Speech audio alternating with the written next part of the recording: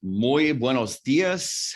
Soy Kevin Koym with Tech Ranch Austin. Hey, hello everyone from El Salvador. You know, it's Kevin. We're going to be going through and doing another special VO Weekly today. And right now I am in El Salvador. I'm going to tell you all about it. And our special guest, Monica Taher, will be joining us. Let me just go through a couple of slides real quick. Again, welcome back to the Venture Outfitter. Venture Outfitter, for those of you all that know the history of Tech Ranch, as we got out of the co-working business and did a lot more work across the world internationally with, it just makes sense to leverage the new brand that we're launching. This is called the Venture Outfitter. And we'll tell you more about that as it develops, and definitely want to get you involved as we shift, and especially as we come out of the COVID economy. I'm sitting here. I was really wanting to turn my desk so that you could see that window right there, because it's absolutely beautiful here. Absolutely beautiful here. I'm in San Salvador, in El Salvador, the capital of El Salvador. And it's just amazing. And the drive-in last night after I flew in, just a very, I don't know, for my friends in Mexico, I might even give you a little bit of a hard time about how nice it is here in El Salvador versus Mexico. No hay problema, but really beautiful. Just wanted to share the screen. I tried to get the lighting right, but I was like, no, the lighting's absolutely horrid if I didn't do it this way. But I had to like show off a little bit. So welcome from here. Let's see.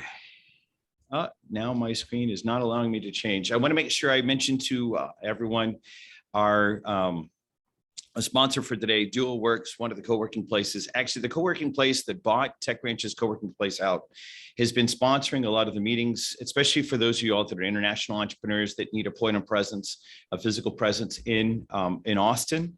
As you're doing U.S. market entry, one of the things that Linda, who runs DualWorks, has done is she is a long-term Tech Ranch entrepreneur. She was in Venture Forth 17. We're now at roughly Venture Forth 50, and our cohorts, to give you kind of an idea.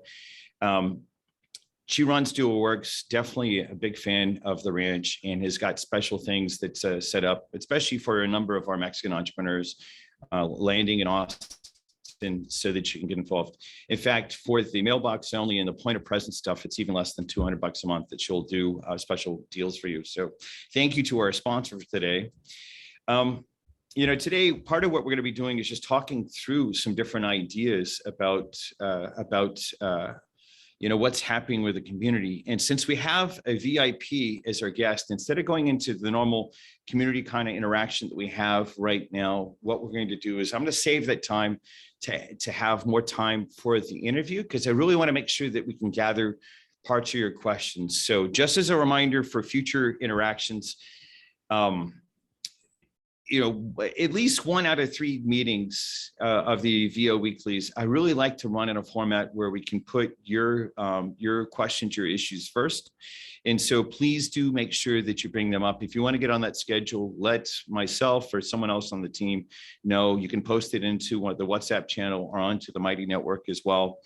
And because I really like the way that we've been doing over the last few times, all the interaction among the entrepreneurs, because, a community of entrepreneurs is probably the strongest thing that the world's ever seen on how we're working together. And just as a reminder, the presence, that idea that if you want to take on the whales and sharks of the world, a school of piranha, that is entrepreneurial ventures organized, loosely organized, but working together, can actually take out anything larger than that. And that's part of what we're here to do, to work with each other.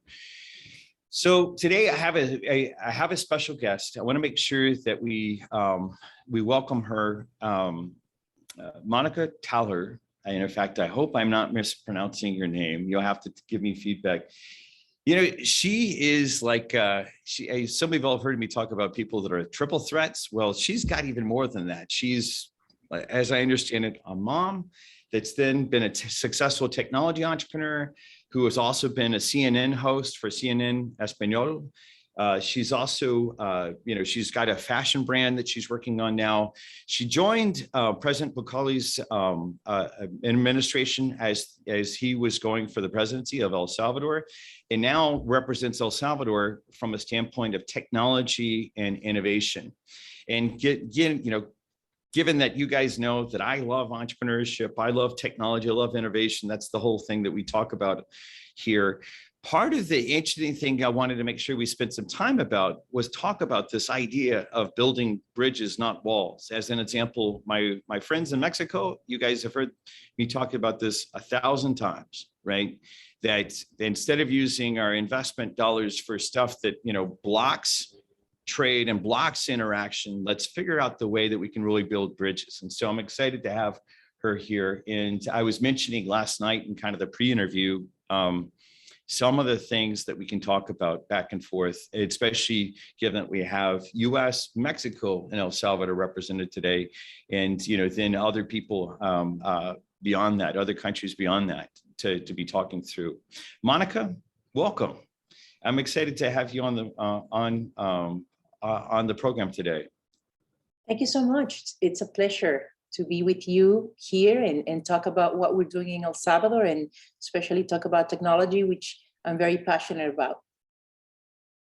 Yeah, so thank you. Well, so part of what we want to do today as we're talking through things is I'd like you to give just a little bit of your background. You've mentioned that you've been doing a lot of things around technology, entrepreneurship on the behalf of part of the administration here in El Salvador.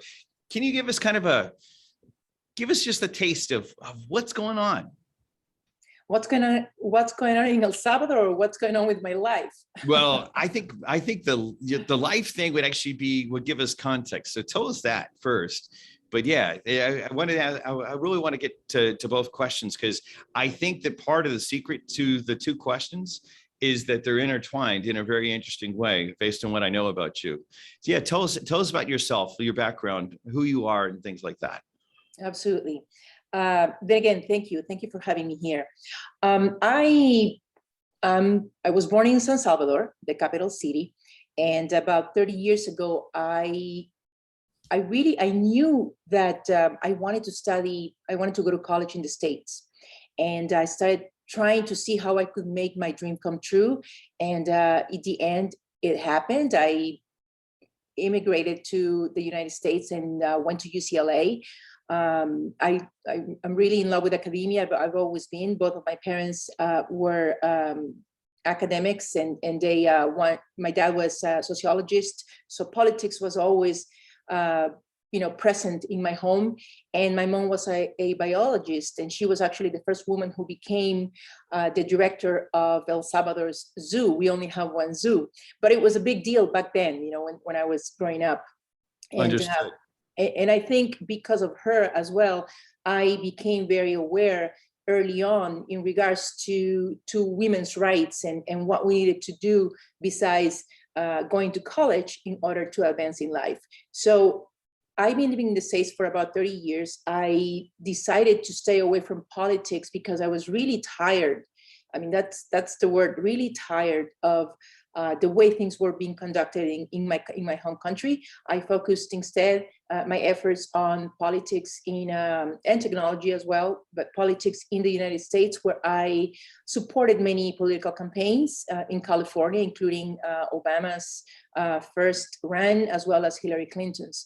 And I never thought that I would be paying attention again to what was going on in El Salvador from a political standpoint, simply because I wasn't living there anymore. Yes, I have family, but my focus was the US and the life that I had created here. So fast forward, I like telling my personal story because I think it can help, especially women.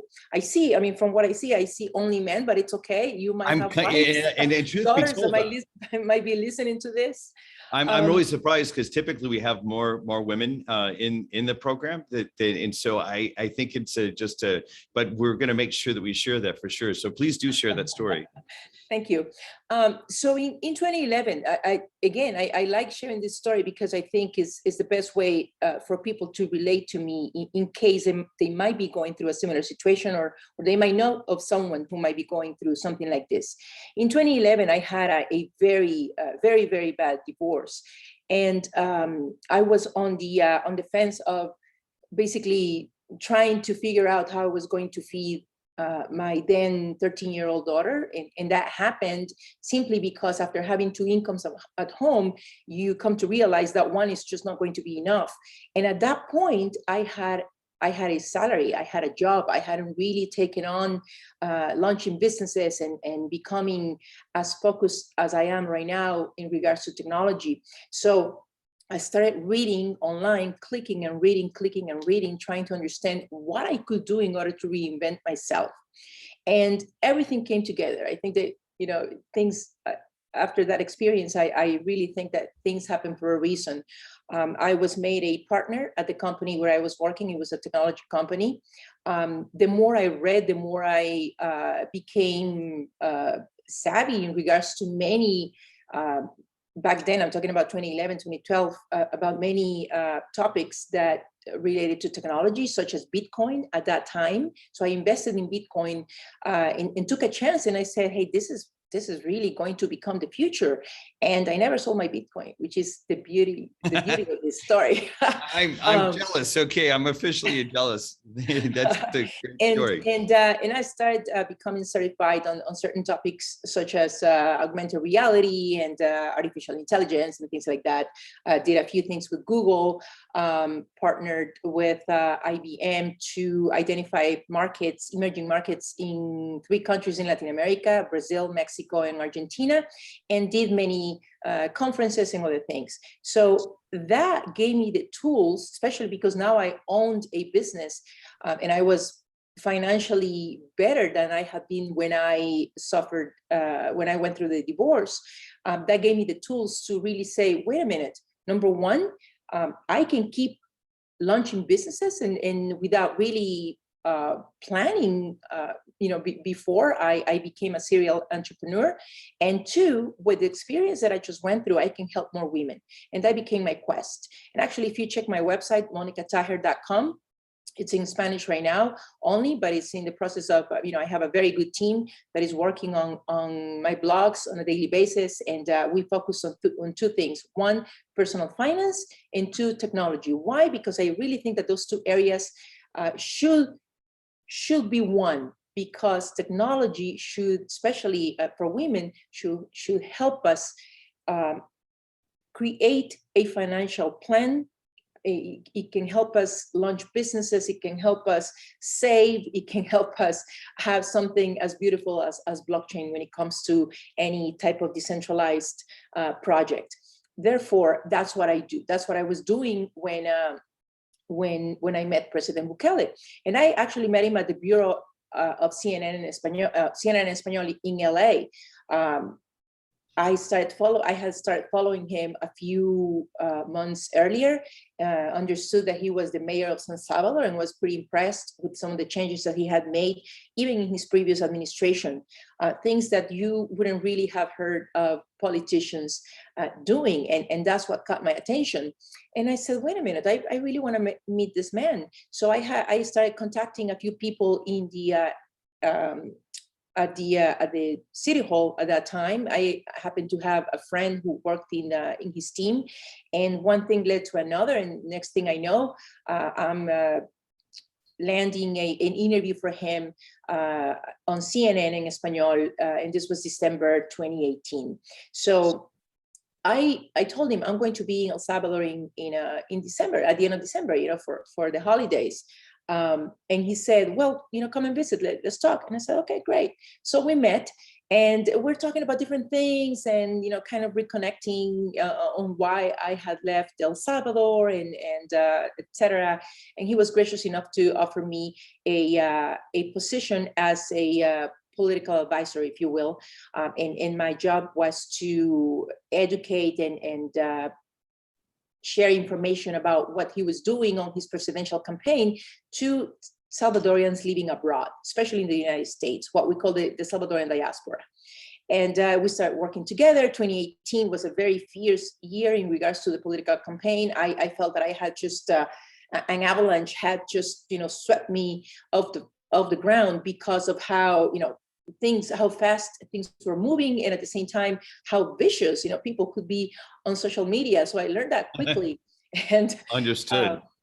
And while I was still pushing the issue of technology, I was excited about the fact that he was a millennial, he was very technologically savvy, and he had plans to modernize the country. And that is the reason why I'm here, because I believe that even if I have been away from my home country for 30 years, I owe it something. I owe the fact that I can share my knowledge and share what I have been learning all of these years, and the fact that I happen to live in a world power, in a country that is so powerful. I now gravitate in a lot. I do this on a monthly basis. I gravitate between the States and El Salvador. Actually spent all of last year in El Salvador. So it's really, I'm dividing I'm bicoastal, if you, not even bicoastal, transatlantic, if you will. I don't know how to call it.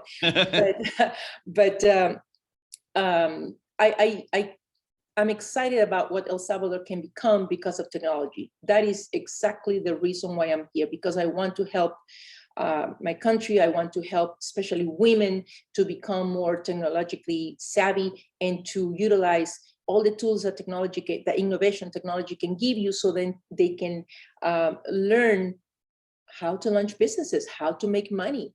I think it's about time that El Salvador modernizes, becomes more of a, also, I mean, we're seeing it with the law that was recently approved, with the Bitcoin law. It can become not just a pilot, but an example for countries in the region, and why not, maybe the world.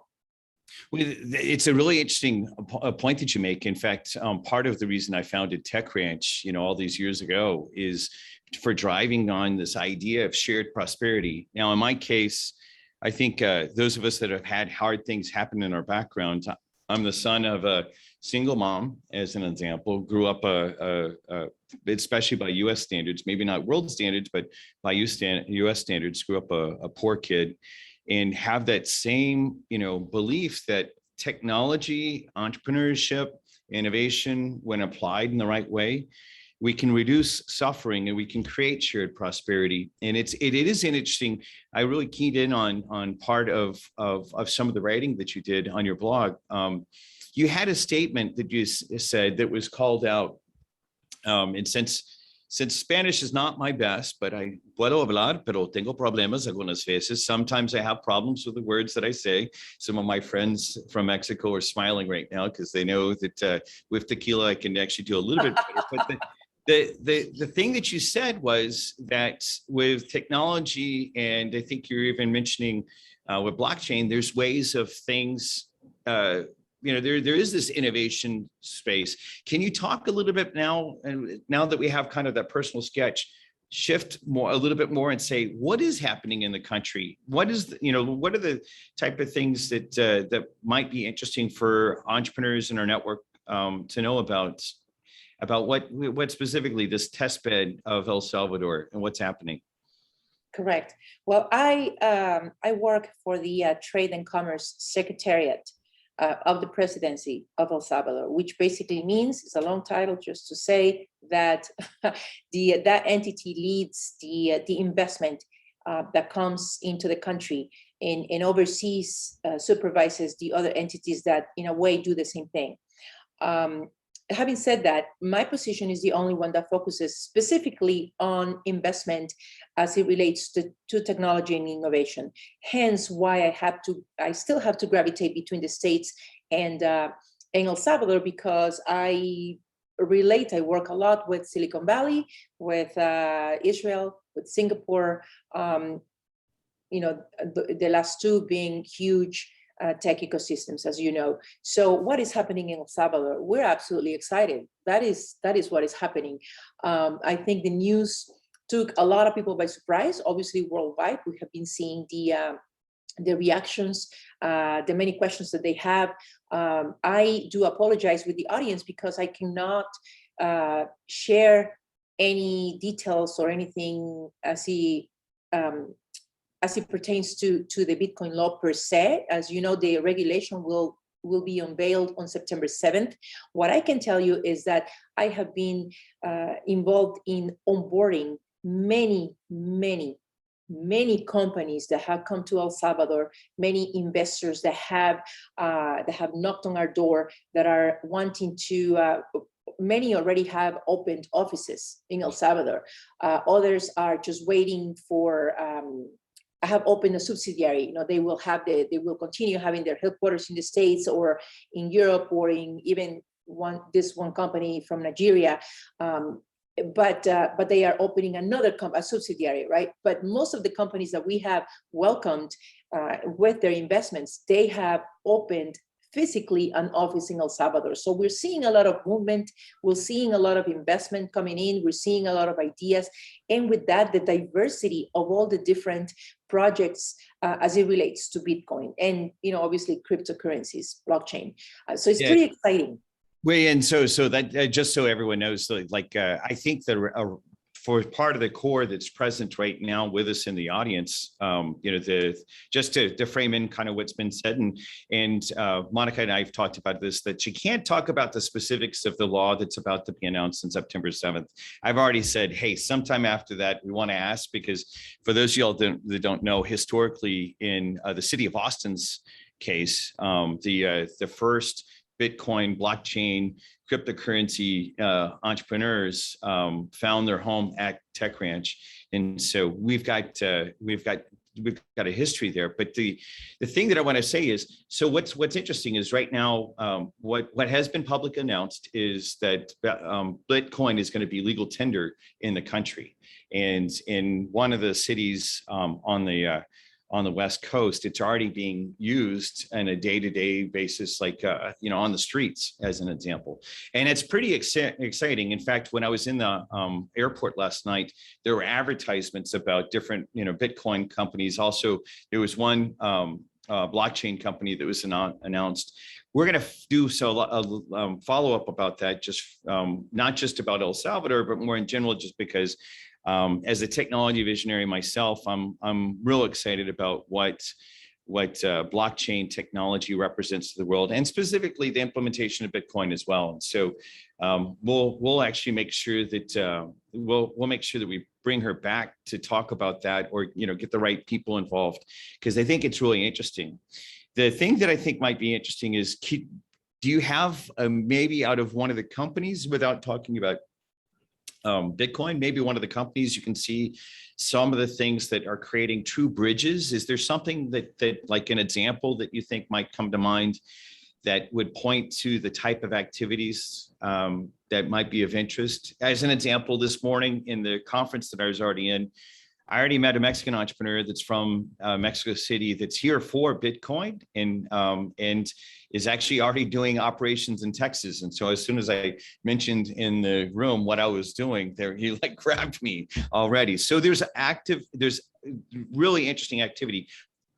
What might be, can you give us a story or two, maybe one of those companies that doesn't open up anything specifically you can't talk about right now? Sure. In fact, I've been posting most of the meetings that we've been having with these investors, with these representatives, on all my social media. I happen to be very active on social media. That's just an announcement. But yeah. And I've been doing it in both English and Spanish, just for the sake of the people who are not Spanish speakers. But yes, I can comment on the fact that, for instance, we have several companies that are bringing their platforms, their exchanges, their wallets, lots of wallets, some of them with more functionalities than others. One really struck me because I never seen some of the functionalities that this wallet had. So it's exciting to see that it's not just the fact that we have this array of companies knocking on our door, is really that because El Salvador is becoming the first country that will adopt Bitcoin as a legal tender, we might have the the most modern methods, if you will, or the most technological companies as it relates to Bitcoin in our country. And that to me is great because it means innovation. That translates basically in innovation. We also have another company, and I can say this publicly because I posted about it. It's called BitRefill. I'm sure you know about it. It's a company that basically allows it's a B2B company that allows other businesses to use gift cards where instead of money, instead of fiat, then you can use Bitcoin, and it's already doing business with prior to the actual launch on September 7th. It's already speaking to many other companies in El Salvador. They already have a country manager there. I mean, it's incredible. Office, country manager, and that has been the trend with all of these companies that have arrived in El Salvador. Let me see, another company also, this other company is focusing on NFTs, and it's called Chain Flowers, and they actually are going to they have been talking to the artisanal, like artesanos, right? Artisanal market and people and entrepreneurs that you find at the mercados, at the local market, not just flowers because of its name, but really artisanal, paintings, crafts, anything. And we have lots of that. So they are going to be launching their platform, and it's just about NFTs. So we have blockchain, we have NFTs, we have Bitcoin, we have another company that is focused on Ethereum as well. So it's a little bit of everything, even though the law relates only to Bitcoin. But we know what that means. Once you open that door, anything else has to come through. That's the way I see it. And we hope that it comes through. Let me mention something that, from my perspective, that I think complements there, because I think citizens from larger countries like Mexico and the United States and larger groups, it is really interesting to see. I'm going to use an example that's from the Baltics. In 2018, 2019, I did a lot of work in Latvia and in Lithuania. I was in, as an example, 2 times in Lithuania in 2018 alone. Part of what I want to say is different countries, these smaller countries, are able to do innovation that for those of us that are technologists and entrepreneurs, it's hard to imagine in the framework. Like in the United States, there's a lot of blocks for this sort of stuff. So the thing that's happening, I mean, I don't know how to say it other than saying it the way I want to say it. It's cool that this is happening because you really can innovate and things like that. And I think that when we see these smaller countries, El Salvador is a perfect example that's able to to take advantage of the up and rising political environment that they're creating, and also create like a test bed for technology and entrepreneurship. That's really exciting to see. Let me switch gears a little bit. So one of the things that El Salvador has been in the US news a bunch. Part of it obviously was about the Bitcoin, the blockchain stuff that's happening, but also there's been, just from part of the history that I think you were pointing to, El Salvador has had a rough history, and there's a lot of immigration that has happened from El Salvador that wasn't necessarily the quote unquote legal route or whatever. I've never, I kind of have a very open mind about and an open border kind of ideas, not to go too political, but to try to take care of people. What I'd like to ask is, part of the thing that I think a lot of times individuals have a hard time imagining, you and I talked last night about this idea of bridges, not walls. Could you give kind of a vision about how you see the liberalization of these technologies, how they could even affect the, say, immigration environment, and talk a little bit about that, about how you see it? How, I mean, it's not just women's empowerment, but just people having access. What are your thoughts about that? Absolutely, it is logical that it relates to perhaps I wouldn't say a full stop, but definitely a change, a shift in regards to immigration patterns. That in this case, that El Salvador has had for, historically has for a long time. You are absolutely right when you mentioned that we have, just in the U.S. we have 2.7 million Salvadorians living in several cities. The most populated ones are the DC, Maryland, Virginia area, Los Angeles. There's so many in Houston, many in Austin, Dallas, etc. It's been a pretty rough time for all the people who migrated, especially when the war started back in late 70s. So that was the first wave of Salvadorians leaving. Why? Because people were being killed, because jobs were scarce. Many reasons that we all know. And the same thing happened in the 90s, but in the 90s, we see a different shift. The shift is more towards Europe because of many reasons. It's a younger diaspora. They tend to be more educated. I mean, they already had let's say a college education. They migrated looking for job opportunities. So we have different waves. We have had different waves throughout our migration history. However, how can technology help us eradicate these waves of migration? I am convinced that the fact that we are opening our country to different models of technological changes, we are actually welcoming, embracing something such as Bitcoin, something so radical and so out of the box, non-traditional, such as Bitcoin, and everything else that will come next. Because I do believe that this is just the tip of the iceberg. If we open the country to many other technologies, beginning with blockchain, which will open then again so many other things, then I do believe one thing: there will be more jobs in El Salvador. More jobs will be created. We have already started seeing that with the fact that these companies, these investors have come into the country because, following Bitcoin, and they have already, the fact that they have opened physical offices, it doesn't mean just investment. It means that they need personnel, they need staff, and they have already started hiring people. So there is a greater influx of jobs. And that means that if you have a job, then you might think twice about leaving El Salvador, about conducting that journey mostly into the United States. You might say, well, yes, but El Salvador is also known because of lack of security, and also violence. And I will tell you this: all the entities that focus on investment, including mine, we have a quarterly report that shows us the changes that have been produced as a result of the government's Plan Control Territorial, which is a territorial control plan.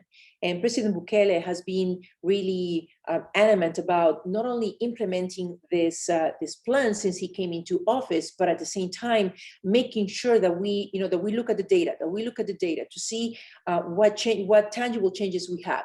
So when you send this quarterly report to investors and you show the political and economical climate, then you'll see that it makes sense for a company to come into El Salvador and invest and open an office, because things are definitely better than they were 2 years ago. I'm not saying that there is absolutely no violence whatsoever. Show me a country that doesn't have violence. Yeah, no, I totally hear you, especially in the United States right now. A lot of people, when they actually, when I hear people say, like, since I've traveled so much with my work, and some of the places have been, truly dangerous places.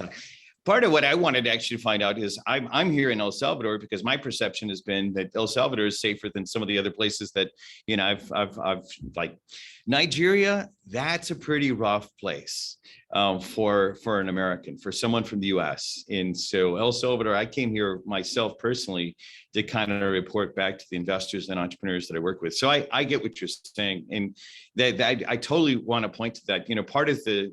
Part of what I hear Monica pointing to is this idea that, at least in the way, around Tech Ranch, we think about how do we get to shared prosperity? You have to have biosecurity, you have to have physical security, you have to have food security, you have to have, all the different pieces. You need to be able to have, transportation, all this sort of stuff to drive towards this notion of shared prosperity. And, part of the reason I personally came on this trip is to feel it firsthand. And historically, for some of my friends in Mexico know that I've spoken in 27 different cities in Mexico in the past. That country has seen its time where parts of it are kind of rough and parts of it are, just I feel safer than in the United States. Same thing about Chile. Living in Chile, it's like actually the truth is I feel safer in Chile than I do in the United States by a mile. And some of you all know that in 2009 in Austin, Texas, I got assaulted. So I'm like, hey, yeah, it puts a lot of perspective in it. And I think I think you're right that because of what y'all have done concerning, or what the administration has done in El Salvador about driving towards an environment that would bring the technologies and that then brings the investment, everything else will quickly grow. So the point that I just really want to make, and this is also me speaking back to my fellow Texans as an example, is that, with all the investment that we make, we can build bridges or walls. And the truth is that there's never a wall that's ever worked long-term in the world. There's not one. You can't point to one that's worked long-term. Whereas helping El Salvadorians or other countries, as we're already doing in Mexico, create jobs and things like that, and then create technologies that can be brought back to the United States as well. We have a handful of entrepreneurs that are live that, a couple of them actually have technologies that are being brought to the US that are going to save lives in the US as well. Right. And the same kind of thing. And once you realize that innovation is not just happening in Silicon Valley anymore, it's also happening in Austin, Texas, also in Tel Aviv, but also in Monterrey, Mexico. There's some really interesting dynamics that can come out of that. So I appreciate you speaking about that, because it's really interesting. I think this is an interesting time in El Salvador's history, and through technology, entrepreneurship, innovation, and open minds, we can do some amazing things.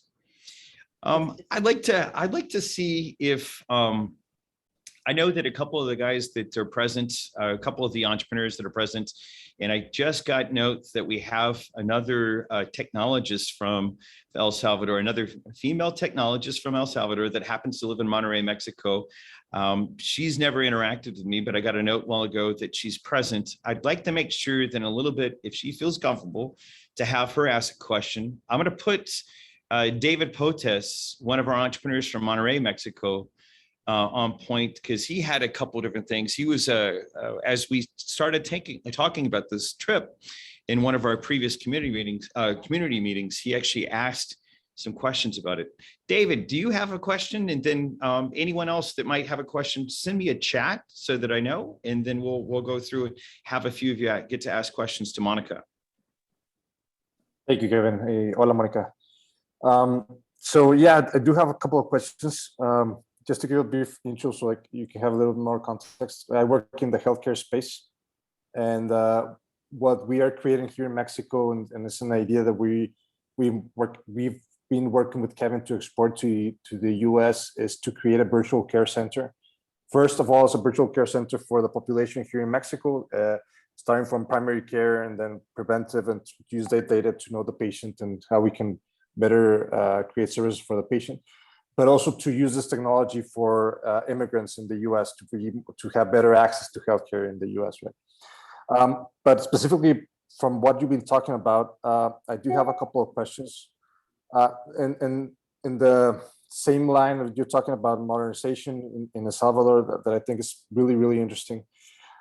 Is there also, as the same way you're talking about blockchain and Bitcoin, what has been the pace in terms of healthcare, in terms of talking about virtual care, especially right now with COVID, probably has been enforced with COVID, and just to give a little more context, here in Mexico we haven't experienced that, and that's something I also wanted to ask a little bit more along, is that how much does the President Bukele's vision of modernization has helped all that you have been talking about, because I mean, not to get too political, like Kevin said, but here in Mexico, we're experiencing the opposite right now with this current administration. Right? That's a great question, and I'm glad that you asked. And we're going to talk a little bit about healthcare, simply because, and this is information for everybody. If you visit presidencia.gov, B as in boy, as in government, but in Spanish, presidencia.gov.sv, B as in Victor, which is the symbol for El Salvador, SV. You will, on the menu, you can check our digital agenda. And it should be not just in Spanish, but in English. And if you don't have it, I would be more than happy to share it with you. Basically, the digital agenda 2020-2050 shows us a path that takes us into all the different areas that our government is going to be focusing on, including healthcare. One of the pieces of this puzzle, as it pertains to healthcare specifically, talks about the fact that we want to create a digital identity in order for everybody to have an expediente, to have a digital profile, but a health digital profile. We need to create first a digital identity, meaning instead of having our driver's license, or in this case, we call it DUI, our identification card. In a physical way, we need to digitalize it, as well as many other documents, data basically that will be digital. And the same thing will happen with our healthcare records. The same thing will happen with our education records. That's just a snapshot of what you will find on this digital agenda, and we're working towards that. However, I understand that the conversation is larger than that. It's more than just having a health digital identity. It has to do with methods such as what you're describing. I can tell you as well that there are other things that we're doing in conjunction, such as the creation of a medical tourism cluster. There are so many industrial clusters around the world, and we are in the process of launching an ecosystem of clusters that encompass the aerocluster, which is basically the air special cluster. We're going to be betting, we're going to be focusing on the space industry, because it's one that is also it's also a new frontier. In regards to the medical tourism cluster, I can tell you that our diaspora, the Salvadorians living abroad, especially the ones who live in the States, and I mentioned that it's about 2.7 million, give or take 250,000 plus their relatives happen to hold a TPS status. Therefore, they don't necessarily can travel, but the rest can. So it's a lot of people we're talking about, and our diaspora happens to be very loyal. They come to our country to get medical services, dental, any type of medical service, and they come from 2 to 3 times per year. That data exists, and it shows you that they not only come because of medical services, but they obviously take advantage of the trip, and they see their families, they do tourism, they usually take about a minimum of 3 days to do that, and they do this 2 to 3 times per year. So the launch of this medical tourism cluster it's only the beginning in regards to all the different projects that we're thinking about doing, again, from a technological perspective, because we're talking about databases of doctors that should be at the tip of your hand, for all of our people back in the States. And we have many other projects that at this point in time I cannot disclose, but I can tell you that we are on that road already, thinking about healthcare, then again, from a decentralized perspective. Yeah, it's interesting. I mean, just to frame that in from the standpoint of the things that I hear concerns-wise in the United States for entrepreneurs, the number one block to entrepreneurship in the United States is the fear of leaving the corporate job for healthcare reasons, for not having health insurance. And part of the issue at that is if you can actually go to El Salvador and go, and do medical tourism. That is, you fly over, maybe you spend a few days at the beach, you get the procedure and then come back. I found out I'm paying for dental insurance in the US right now. I went to the dentist yesterday. Oh, by the way, your policy doesn't work for this. And I'm like, what do you mean? This is dental insurance and you're listed on their website. All right, well, so there is some work that has to be done way back here that there's a good chance I'm going to be one of the customers of one of these things, because it's actually less expensive and just as high quality. And that's exciting things to see. David, did you have a follow-on question to that? And I know that there's a number of people that are sending me texts back and forth. If you don't have a microphone and you'd like to actually make a question, just go ahead and type it in the chat and we'll do that as well. You don't have to type it to me first. You can put it out in the main area. But David, did we get both your questions answered? Yes, definitely. It was really interesting to hear this last part about medical tourism, and we can relate in Mexico because we have the same. I don't know if to call it issue. A lot of Mexicans living in the U.S. also come back to Mexico to receive healthcare. So it's also a new subject, and how we can promote this, because you think about tourism in Mexico, you think about coming to see the ocean, right? But we also have the good medical quality to offer. Thank you for the answer. Just one quick follow-up, and I'm pretty sure the answer is going to be pretty simple. Are you also considering using blockchain also for healthcare in terms of the data integration of data, and how to create the blueprint of the digital blueprint for each citizen and things like that? Maybe. Yeah. Well, we're going to have Monica back when she can actually talk a lot more about other stuff, because now that actually after I got to read a lot about her background, I'm like, okay, yeah, Julio, the member, the person at the embassy, the El Salvadorian embassy in DC, really found me the right person that speaks directly into what our community wants to talk about, from the standpoint of solving world problems and doing really interesting things. Let's see, Renee, I mentioned, or someone mentioned that Renee doesn't have a microphone, but she says, I am a woman in tech and higher ed, teaching computer networking, cloud, data science, and AI, artificial intelligence. What can I do to help you? In fact, one of the community's things is we're really big about making requests. Like, the community is very open to requests that are made. That's one of our fundamental ways that we coordinate and do interesting things across the network. So what's your request for Renee, and then more generally for the community at large? Excellent. First of all, thank you, Renee. Thank you for the offer. When the Bitcoin law was announced, when it was approved, we had two fronts of companies and investors, and mostly, entrepreneurs, I should say, as opposed to investors. On this other front, we had people who wanted to come and invest with their companies, and we also had people who wanted to come and help, and they wanted to, from obviously more of an educational standpoint, as it related to Bitcoin and blockchain and cryptocurrencies and everything, especially focused on the population, which is something that we need. I think this is a selected group because we all understand how blockchain works, what Bitcoin is.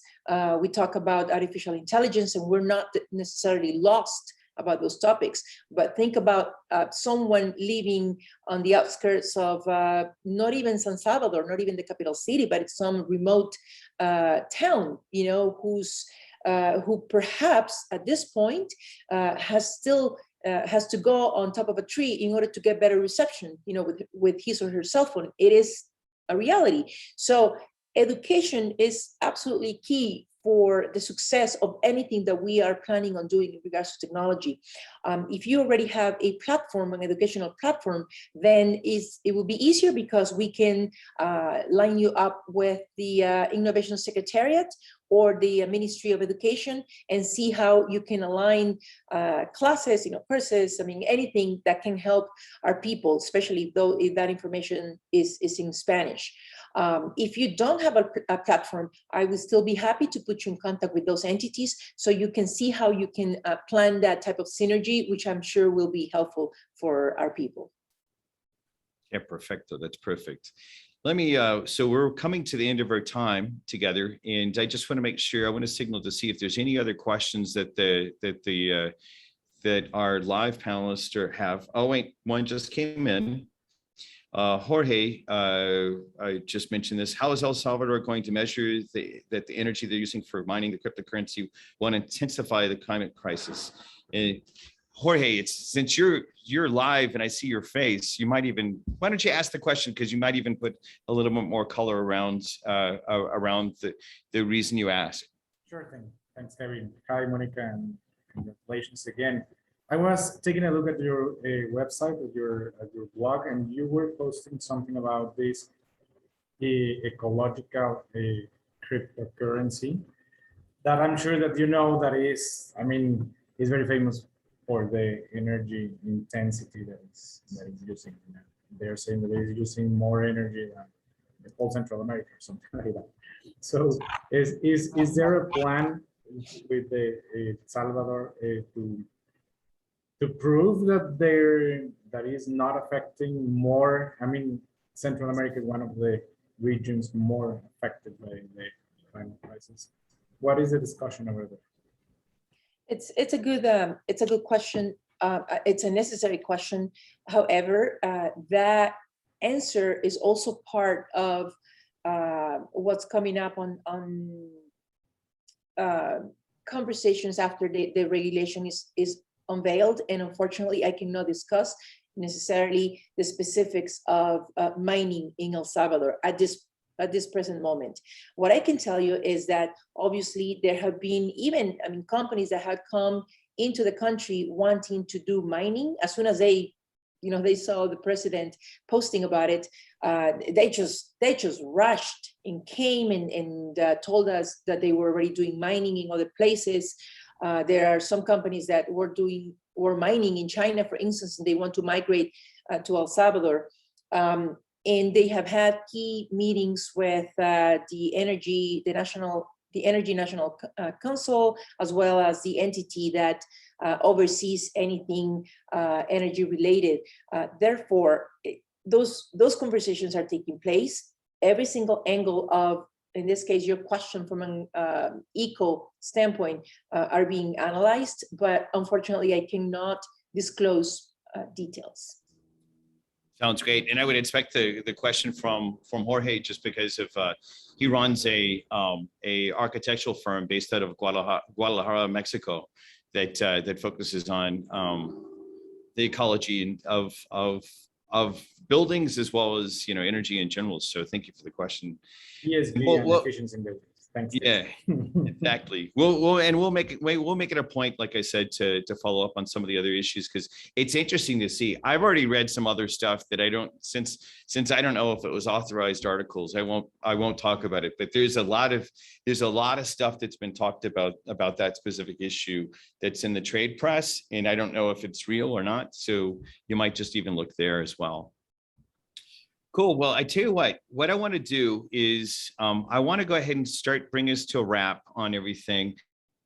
I'm going to be in El Salvador for the next couple of days. And actually, I'm here till Sunday.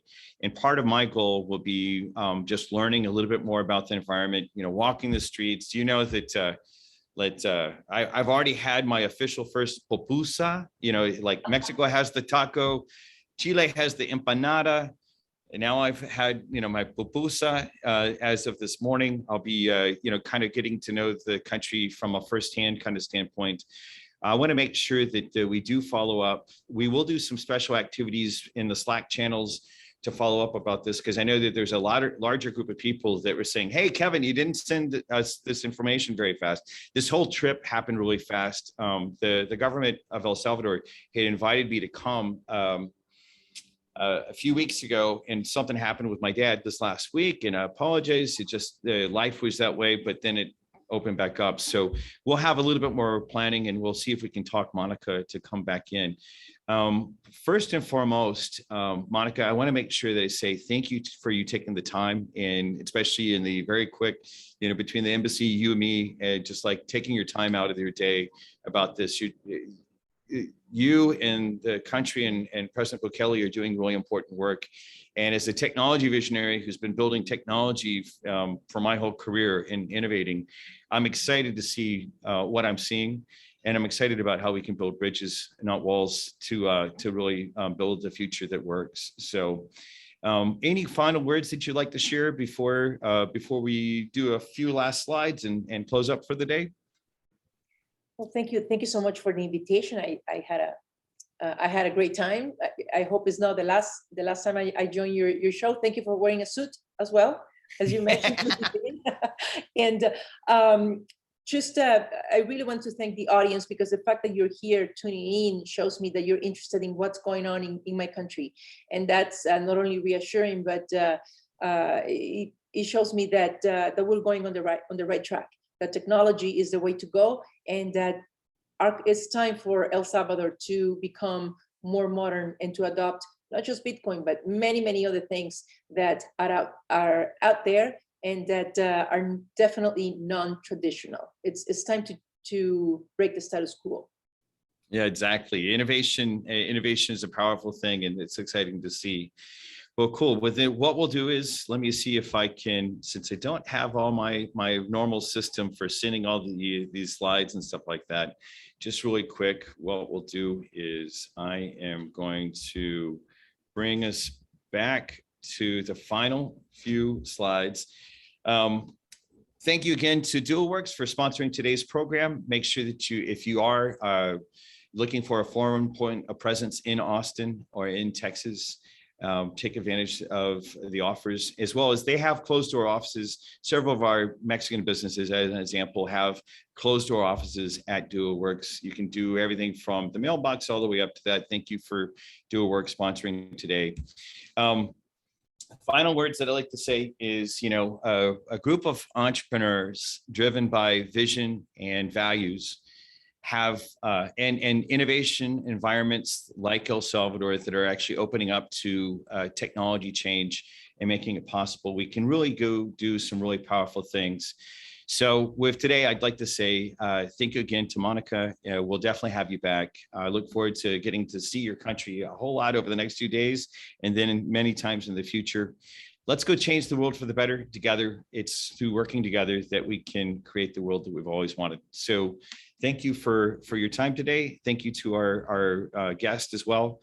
And we'll follow up with this. If you have any questions, if you have a follow-up question for Monica, or if you want to follow up on the request that she made, send me or my team a note. You can send it to start@techranchaustin.com, especially if you're not immediately on the program and you see this as a video clip later on. Send it to start@techranchaustin.com, and we'll make sure that we forward that to her and get people involved. So with that, thank you all for your time today, and we'll say goodbye till next time.